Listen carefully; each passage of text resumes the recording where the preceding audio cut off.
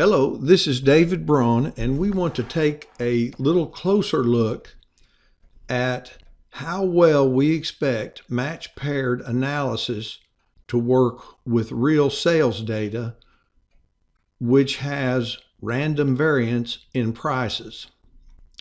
And in an earlier video, we looked at this analysis here, and it introduced the randomization of the prices in the analysis. So in our situation, the market is considered to be stable. However, prices vary randomly from a -5 to a +5%. And it can be anywhere in between these. It can be 0 or -3 or 3, but it can't be outside of this range. And what we used was a ran between function. And so when I click this, the sheet calculates, and you can see that randomly, the first time a property that should be worth $100,000 sold, it sold for $95,000. And when it resold a year later in June of 2016, it was worth about $100 because it's a stable market, but just randomly it varied to a sales price of $101,000. Now, that showed that the change in value, if you were just performing a match paired sales, it would have shown about a 6.3% appreciation rate. And we know that's not correct. We know that it's a stable market. This answer should be 0. What we want to do now is convert this to some sort of a probability. So we would want to know, for example, in a market that's stable and there's prices vary randomly between a -5 and a 5%. We would like to know what is the percentage of time we would expect that to be correct. Now, the way we would look at a probability, we would use what's called the law of large numbers. And the law of large numbers says that if a random event occurs many, many times, the result will come very close to the actual probability of the event occurring a single time. So let's go over and look at this spreadsheet. It is specifically set up to calculate a probability. And let's just forget about the rest of the spreadsheet. Let's just look at the sale of a property 1, and B is the resale of property 1. So you can see the dates they sold 1 year apart.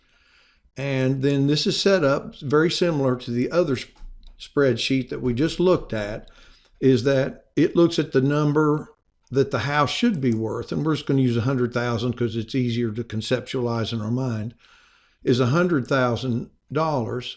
I'm going to change that to 1 right here.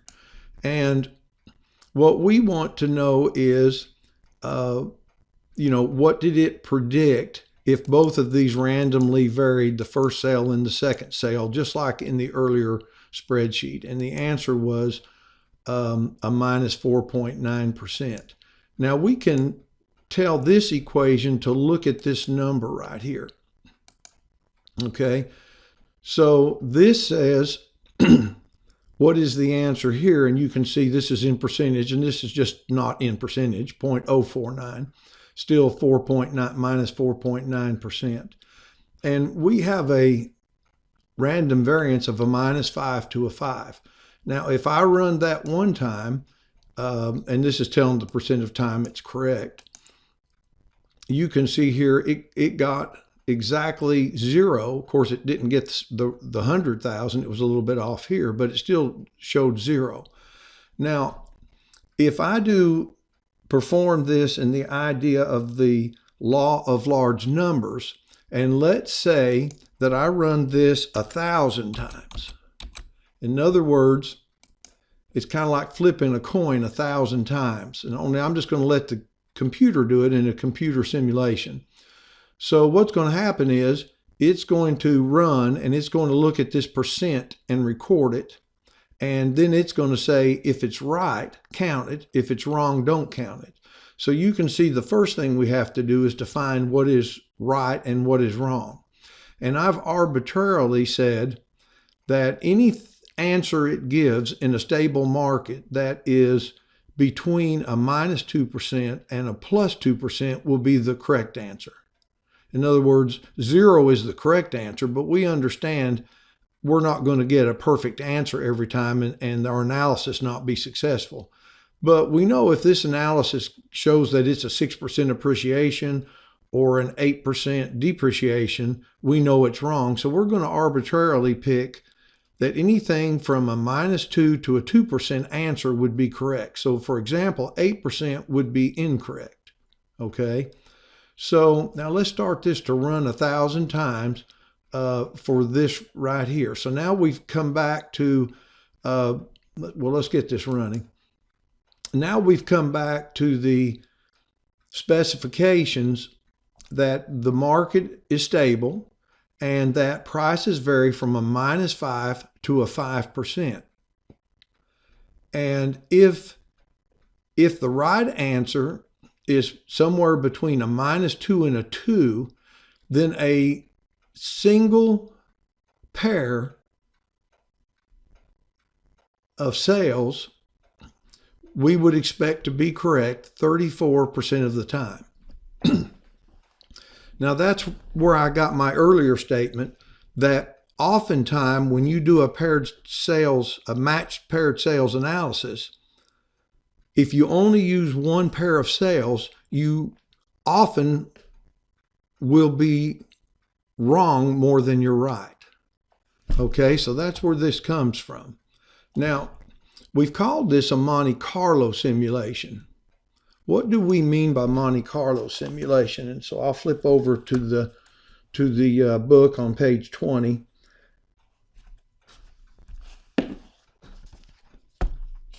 When this type of analysis is performed to generate probability, it is referred to as a Monte Carlo simulation.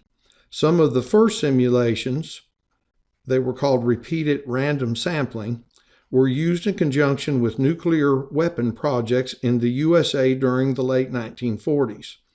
These simulations were nicknamed Monte Carlo simulations because of their ability to estimate probabilities similar to those in the gambling industry. So how does this help us? Well, it helps us know how to use our outputs. If you have a single output from one paired sales, under these situations, you do not expect it to be very accurate. Now, the question is, what if you had, say, two pairs of sales? And so we'll set our answer here to include, so we'll just put here equal to the average of, and I can just do this to get the 2. I could just highlight the 2, but it'll ignore the blanks. And it's not average. Let's put here average. Okay. Now, these two numbers are averaged, and you see it gives 5% is the answer. So we can run the same simulation now, considering you had two pairs of sales. So if the answer before was, I don't remember what it was, 35 or 36%, with two pairs of sales, we would expect it to have a higher percentage of being correct. And in this case, it's 47%. Now, we can also look at, let's in this case do 4 pairs of sales. Now, if you have 4 pairs of sales of properties, for example, in the same market, and you're trying to confirm the stability, the market conditions. So we have 1, 2, 3, 4 included. All right, and I'm going to run this 1,000 times.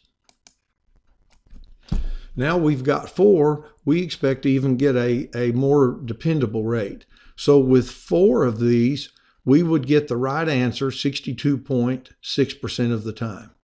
Now, this should be shocking to most appraisers because we've been taught in the classroom that even relying on just one pair of sales may be useful to us.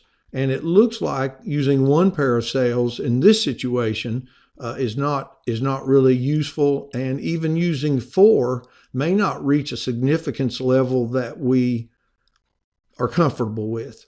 So this is why you'll hear people like my friend George Dell say that we are looking for evidence when we make a decision. For example, what is the market condition rate? We are looking for evidence because we know it's not proof. So even with 4 pairs of sales, in this case, we're not getting proof. What we are trying to do is establish evidence. But what should be clear when looking at this sort of inside analysis is that it's very difficult to use even a recognized analysis like match paired sales to get the answer. So basically, to be a successful analyst in extracting adjustment rates, appraisers need to have an understanding of the law of large numbers and probability. The higher the probability, the more evidence we have. But basically, once the appraiser understands probabilities and how they are associated with specific analysis, only then the appraiser can perform an appropriate scope of work analysis, basically answering the question, have I done enough analysis in my direct comparison approach? Thanks for watching.